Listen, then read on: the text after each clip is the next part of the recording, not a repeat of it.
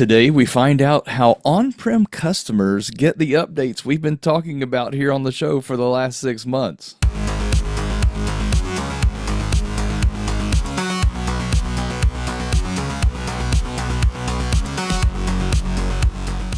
Welcome back to Tanium Tech Talks. I'm your host, Ashley McGlone. And these days, the vast majority of Tanium customers are hosted in the cloud. And those cloud customers benefit from our automatic feature updates. But beginning in calendar year 2024, we changed the way that we deliver those updates to our on-prem customers. And we haven't talked about this yet on the show. So the second annual batch of these changes is about to be released, and we want to make sure that you understand what that process looks like so you can leverage that latest goodness. And so when you're hosting Tanium locally at your site or your data center. So help me welcome Brandon to the show to orient us on this new process. So Brandon, please introduce yourself for our audience. Ashley, it's always a pleasure. So my name is Brandon Waz. I am a technical product manager here at Tanium. I've been at Tanium for about 7 years. I work across our SaaS-based offerings as well as our on-prem delivery. And we're going to talk about the Semiannual release today. A little bit of history about where I come from. So I was a customer prior to joining Tanium.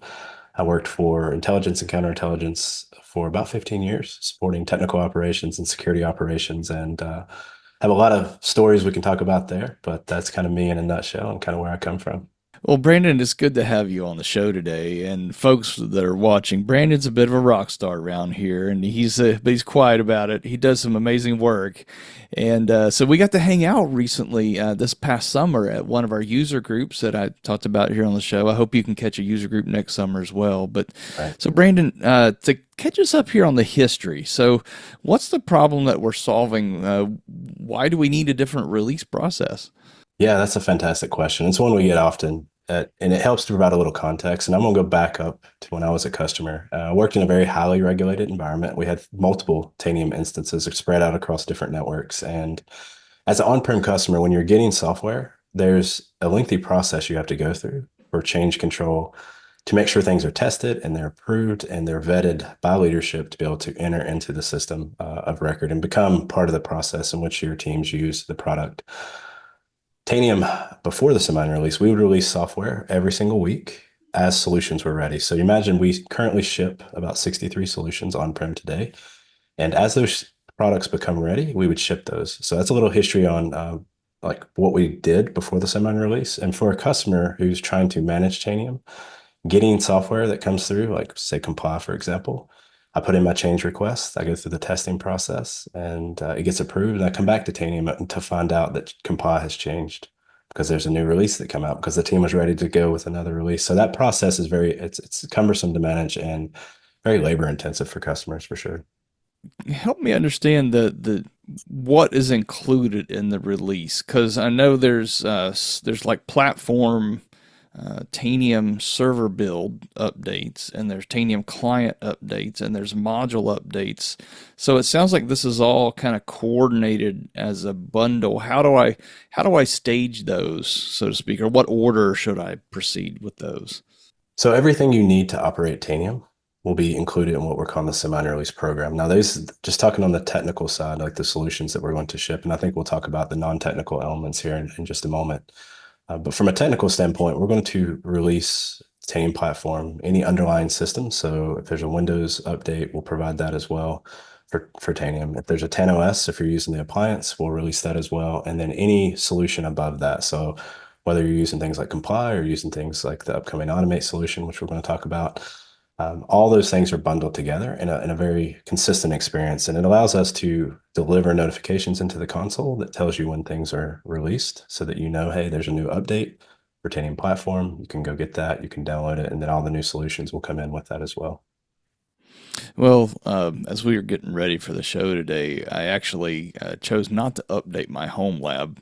Good. So because most of the people I interact with are cloud customers, but I do still maintain a home lab, of course. And I thought it'd be kind of fun to take a look over here real quick and see like I said, there's the server build, and then there's the clients, and then there's the modules and the content behind it. So this is, you talked about these banners in the console. These are some of what customers would see. Talk us through what we're looking at here.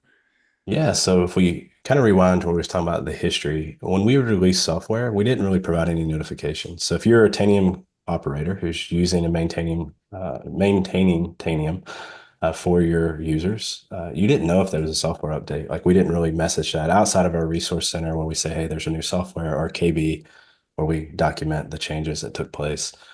So what we wanted to do with the Semiannual release was a great opportunity to provide a better user experience so that you know when things are changing. Now, whether it's a solution, so maybe comply changes, you'll get a notification saying, hey, there's a solution that needs to be updated.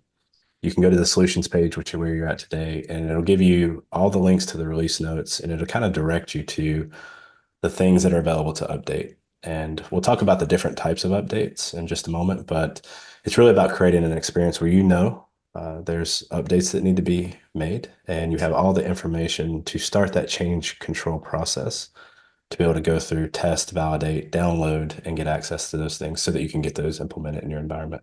I guess the question here is wait a minute, the cloud customers, they've already had this already. I shouldn't need to test this, right? Yeah, so that is something we think about all the time, and I want to talk about testing for a moment here because this is Yeah. something special to me, and really what the semi-annual release is grounded in.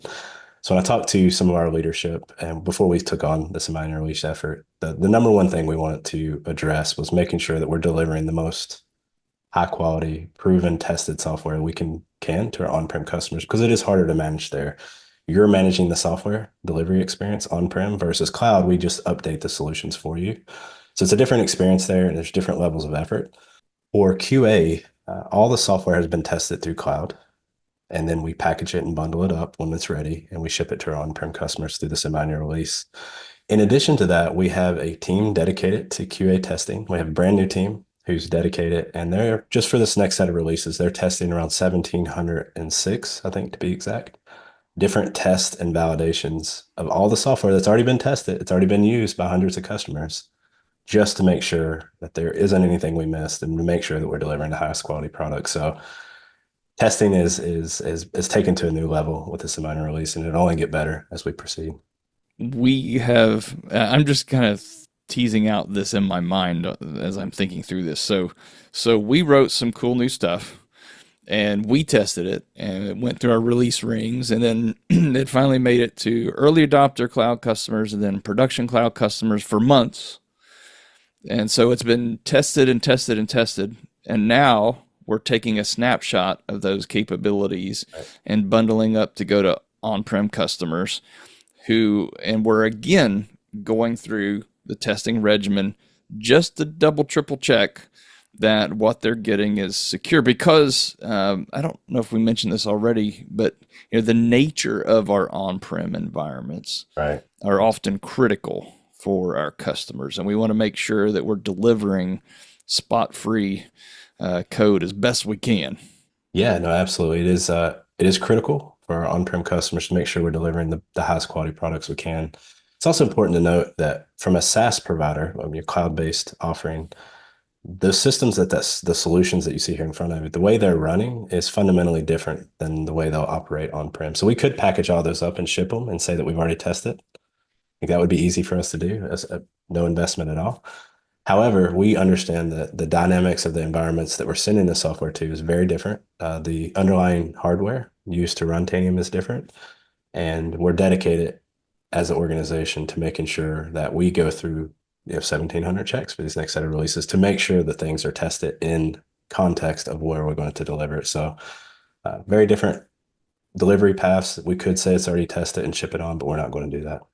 So what I hear you saying there is, okay, we're shipping an update to the comply module, for example, but the way that module runs in the cloud as a shared service on a hosted cloud infrastructure where it's all componentized is very different than the way it would execute on-prem in a TanOS instance, for example, that somebody's hosted in their own data center. Yeah, so some of the similarities may be the same. Like how things run in the cloud versus how they run on-prem could be very similar, almost identical, but there is nuances like what you just mentioned there, and we want to make sure those are tested and not make assumptions. And I think that's key for building the types of products we want to build with the quality that we want to provide for all of our customers, cloud included. Yeah, so this is a semi-annual release. So is there a timing window that we're looking at for those? And then after, let's talk to that. And then I want to talk about, is that the only time of the year I'll get changes? Yeah, so to answer the first part of that, the so semi-annual release represents a shift in how we deliver software from a weekly delivery, where new features and new capabilities would just be delivered ad hoc when the teams were ready internal to Tanium. Now we have a very controlled internal process that organizes and provides a like bundled experience for all new solutions, all the innovation that's occurred. And we release that 2 times a year. H1 would be the front half of the year, and then H2 would be the second half of the year. We have a release upcoming in the coming weeks, and that'll be our H2 delivery for this year. Is there like a monthly cadence for like emergency type fixes of some kind? Yeah, absolutely. So one of the things we want to make certain is that we have a method to deliver security fixes, number one, as well as any bug fixes. If something was missed, maybe a customer uses a specific feature or capability in a way that we didn't anticipate, and there's a specific issue that's hindering our customers. We want to make sure we have a conduit to deliver those capabilities. Now, what separates the what we're calling maintenance releases, which occur as needed, can be monthly or as needed. What separates those from the very large bundle of the H1 and H2 deliveries is there's no new features or new capabilities. So it shouldn't change the behavior of how Tanium operates. It shouldn't change the operator's experience, but it will fix security issues. So you kind of think about it from Microsoft standpoint, where security updates, we've separated those things out. And the customers have been wanting this for a very long time, myself included. If it's a security update, I have a lot more confidence that I can bring that in with less change control, with less testing than I could if it's a brand new feature, a new capability that changes the fundamental like capability of asset, which you see here in front of you. So separating those provides a lot of flexibility. It gives us the opportunity to ship smaller updates as needed based on our customers' needs and security needs. Yeah, that's an important promise that you'll have security fixes, no functionality change, because that's what people are allergic to when they've built their processes and tested them. Absolutely. So yeah, that's good. I can understand how that would answer a lot of customer requests. As we're talking about critical customers, I know some customers are kind of, I don't know if beyond critical is the right word to talk about it, but it's air gapped, right? So their environments are completely disconnected from the internet. Could you define what is an air gap environment, and then how does this process work for those customers? Yeah, this is special to me too, actually. I managed multiple air gap environments, Tanium included there, when I was a customer. So very familiar with this space and how it operates. And it's a paradigm shift for those who've never been in air gap. So air gap represents a isolated network, typically completely isolated, that it can't connect to the internet in traditional ways. So it can't reach out to Google. You can't reach out to anything that would be on the public internet. It's very isolated and contained. That presents opportunities when you build a product like Tanium that delivers software from CDN providers, so content delivery networks, to customers globally. It's a challenge for air gap networks because they can't reach out to pull that software down. So air gap is a fundamental change from traditional like architectures where you can just reach the internet at will. And we've accounted for that as part of the semi-annual release, and we've created a bundle experience as part of the air gap prepping experience, which is what we call it internally. It allows us to deliver a bundle that has all the solutions, everything that's released in H1 and H2, as well as those individual releases we talked about, and ship those into your environment. And then you'll have a very consistent experience to what you see here in front of you. Same banners, you'll have the same solutions page. It'll show you updates are available. There is an extra step that you have to go through, which is downloading and moving those to those secure enclaves. And I guess that's the super secret part where you get like the presidential black limo, that's taking these bits from some trusted internet source and validated and checksums and all that before you then secretly introduce it into your air gap environment. And maybe that's something we don't need to know about, but I appreciate your experience there that you can share from lived experience, and we appreciate the way you've served our customers in that space. So, next up, then, if we've got all these changes that are coming, where can I find what's in the change? So, I know we had some community resources and docs and different things. Where should people go to find out for specifically for H2 here what is going to be included? Yeah, so semi release, there's the technical elements which we've talked about, how we deliver software, what that means, the experience that you have. But also on the communication side, we've completely restructured from the ground up how we want to communicate on-prem delivery. So we have the banners, which we looked at. So that's kind of the operator's experience when they see the banners. We also have an email. So we'll send out emails to all of our points of contacts that we have internal to our systems, letting them know that there's a new release coming. Here's what the release contains, and it'll point to a community article and the release notes that you see here in front of you. So we've created a centralized experience that brings, so if you're on H1, which we're looking at here today, we'll ship H2 here in the coming weeks, and it'll have a very similar experience, almost the exact experience. But we want to bring all the information relevant to that release into a single pane of glass so that you have everything you need, how to upgrade, any known issues, maintenance releases, which are those security and bug fixes. We want to make sure you have information to those. And it should be an experience. If you're in a change control process state, you can copy and paste out everything. So we want to make that experiences for how our customers operate. So copy all the changes that are and put them into a different document or download them via PDF, which we provide as well. And that make that part of your change control process versus having to like rewrite a lot of those things. Man, that's music to my ears. I can copy and paste. What are you going to change? Copy, paste right here. Yeah. Yeah, and then we also have that you mentioned a community article. What's the difference between the release notes and the community article? So the release notes is really it's any change that occurs within the semi-annual release. So between H1 and H2, we'll capture all the changes that took place and make sure that you have those at your disposal. We'll also highlight any changes that take place from the release throughout the lifespan of that release. So each maintenance release will be documented. It'll have all the individual solutions. So it gets really down into the weeds and gives you all the information you could ever need to know about that specific release. The community article is really just awareness, letting you know what the process is. So we'll go back through and we'll summarize what the process is so people understand the semi-annual release process. But most importantly, it highlights some of the major features and enhancements coming within that release. So things like with this next one, which we'll talk about here in a moment, I'm sure is automate. Everybody's excited about that, but we want to highlight that so that you know, oh, this is important enough for me to upgrade to, or you know what, I'll just stay on the release I'm on, which will be supported for 18 months. And that's something we can talk about as well. Yeah, we just came out of Converge, you and I, last week Yeah, as we're exciting. recording this, and got to spend a lot of FaceTime with customers. And you were able to tell them about some of the things coming in H2.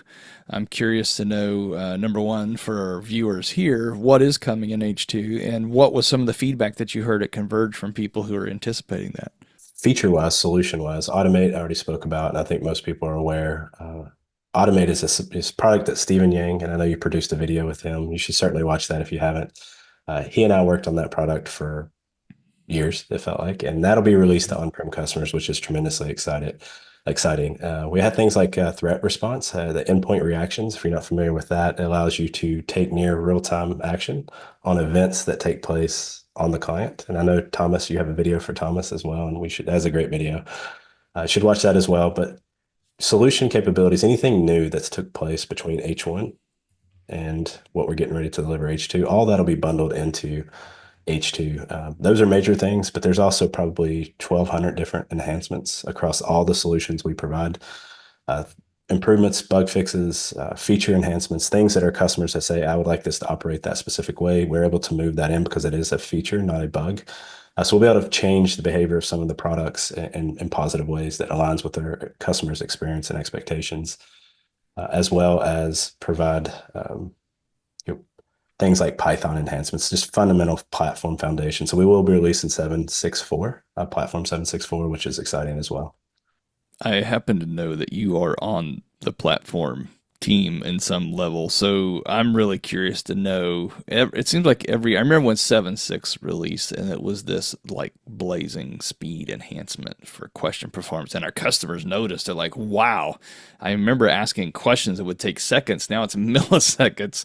Right. I know we're probably not doing that level of change, but are there any specific platform enhancements in 7.6.4? Yeah, there's too many enhancements to talk about on this call for sure.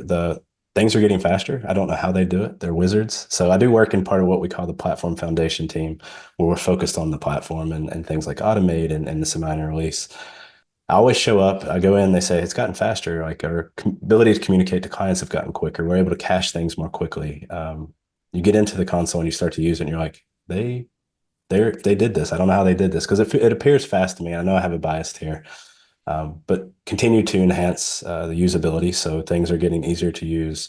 There's some enhancements coming to within the console, so not platform specific console. That'll be interesting, and we'll have all those documented in the release notes too. But I think it's just that continued performance enhancements, as well as a lot of security enhancements, as well as Python has aged out, as well as OpenSSL, and a lot of those things you'll see come through as well. That's good. We just put out the show on Tanium Ask with Stephen Yang also, and I bet some customers are wondering, will I get that AI question bar experience in my on-prem release? Our leadership is tremendously focused, and I don't just say this at will. I actually representing what they conveyed to us is they want to make sure the things we're producing in cloud is tested in cloud and is validated and is a great experience for our cloud customers, and at which point we deliver to on-prem. We want to make sure we follow that pattern and not exclude any on-prem customers from any of the features and capabilities. What I can't tell you is if it'll be in the next release, so H1 of next year. It's basically we'll prepare it when it feels ready to ship to on-prem, we'll ship it, but it is definitely coming to all of our customers. Yeah, that's the right answer. As much as people want the new hotness, Yeah, we have to make sure that it's going to be safe for them in their on-prem environments as well, because usually those people are on-prem for a reason, and they have some yeah, extra critical bits sometimes. So we want to make sure that we're completely caring for them. So I appreciate the difficult calls that comes down to as a product team and what we can put in there and when. Yeah. yeah. No, it's been great to focus on making sure things are as stable and as the best experience we can deliver before we ship it to on-prem, where you have to go in and you have to manage that experience. You have to bring it in, you have to install it, you have to go through all the things you don't do in cloud today. We want to make sure that experience is thought through and tested and validated before we impact our on-prem customers. As you said, we have critical customers in cloud. We also have critical customers on-prem. There's a reason they're on-prem. They like to have a more controlled experience. They want to have more control over the installation of solutions, and we want to make sure that we're meeting them there in the way in the capacity that they want us to. So Yeah, you mentioned enhancements to the on-prem experience. I'm just remembering like all the different TanOS versions. So for those of you who are cloud only, TanOS is the hardened OS that we use to host the Tanium servers on-prem. It could be virtual or physical, and I just know from the early days going through all the rudiments of trying to update all the servers and now we have these arrays and you just give it the. I mean, it's been the efficiency in doing those TANOS upgrades has been amazing. Are there any TANOS specific changes in this release? yes, we have a significant enhancement to the backup and recovery. It seems, unless you've been in this world and you've experienced the, just as you alluded to, the process of managing the Tanium appliance has gotten far better over the years. We have a menu-based system, and we look for patterns where customers are going in and they need, there's not a menu for what they're trying to accomplish. One of those areas was a full disaster recovery, like failover capability, making that experience so easy to where you didn't need to reach out to Tanium support at any time to be able to complete that process is something that we've accomplished with the upcoming release, which is TanOS 184. It'll be part of the Semiannual release H2. That is substantial, and a lot of work went into making that experience effective, making sure that it was reliable, and most importantly, making sure that you have as minimal clicks as possible to accomplish that task. I think I just heard somebody stand up and cheer in their cube. Yeah, Just the it's exciting. wow. I mean, it is. You're right. It is very substantial, and in your understated tone, you delivered this amazing news that we finally have DR, which has been a request for years, and so that's fantastic. Wow, that is really good news, Brandon. Thank you. And you'll start to see this as we release additional semi-annual releases in the next coming year and years.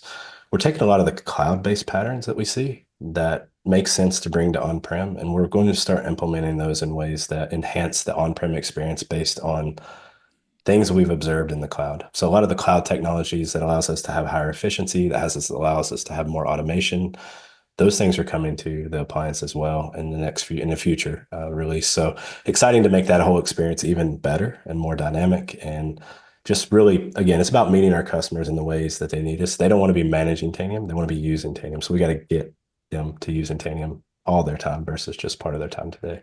Well, you also dropped a little nugget there about support and help. And I know this is a softball question, but just in case somebody's not aware, where can they go to get help? Because like you said, there's a lot of manual steps here, and we've documented things in the articles, and we'll have all those linked in the show notes. But um, where do people turn for help with this process? Yeah, so within the documentation, we have, if you need help, there's links to our help desk that'll, they'll certainly help you through any problems and challenges you have. Hopefully, with the experience we're creating with the semi-annual release and all the documentation, and when I say all the documentation, there's tens of people who's working just focused on making sure this experience is documented. And anywhere where we say or we believe that support will be needed, we need to correct that so that we can remove that statement. So what you're going to see across Tanium, not just for on-prem delivery, but across Tanium as a whole, any areas, if you've ever seen this where it says contact support, like those things will start fading away. Not that we don't want you contacting support, but you shouldn't have to. So for the Semiannual release, certainly reach out to, our help desk. And if you need anything, we have community. The community is fantastic. I know you stay in the community a lot there, Ashley. Things like Reddit too. I'm starting to see more and more action there where people are talking about these things and they're self-helping each other and collaborating there. But officially, should reach out to Tanium Help Desk if you need any like support there through our community site. Yep, Tanium support, help.tanium.com, and you can go Well, right up there to the top and log in and open tickets right there if you need to, after you have asked your question in the Tanium community to see if anybody else has the answer, right? So lots of ways to get help. You're right. So Brandon, thank you for coming on the show today. As we wrap up, are there any closing tips you have for folks just for the best way to have the most successful experience with their annual updates? yeah, so the number one thing you can do if you haven't onboarded to the Cement Release program, which is what we're calling it here, is make sure the solutions you're on today. So if you're on platform 7.5, make sure all the solutions are updated to the latest release because that'll be very close to what we're shipping, maybe a few versions off. That'll make sure that it's a less of a leap when you go to the semi-release H2 or H1. You should be able to go to both from 7.5, whichever one you decide there. That's the first thing I would like to state there. Just make sure everything's updated, make sure everything's functioning before you onboard. We're testing that experience from a QA perspective. So they're going through that same process that you would go through and testing and validating, making sure there's no issues there. Outside of that, understand this is a start. So we've just released this program in May of this year. We made several hundred enhancements between H1 and H2. And between H2 and H1 of next year, we have tons of enhancements to the experience, to the documentation. We're going to continue improving this based on feedback. So I say watch this video, go in the community, ask questions, but provide the feedback to myself or Ashley or anyone who will listen at Tanium, and we'll make sure we account for that as well, because that's important to us. Well, Brandon, thank you for joining us on today's Tanium Tech Talk for this truly momentous update. And as you're saying here, Tanium does continue to innovate not only in the product features but how we deliver those features. So thank you for catching us up on that. And for those of you who are watching here, as always, as you've come to expect, in those show notes below in the description here on YouTube, you'll find links to a lot of those resources that Brandon mentioned.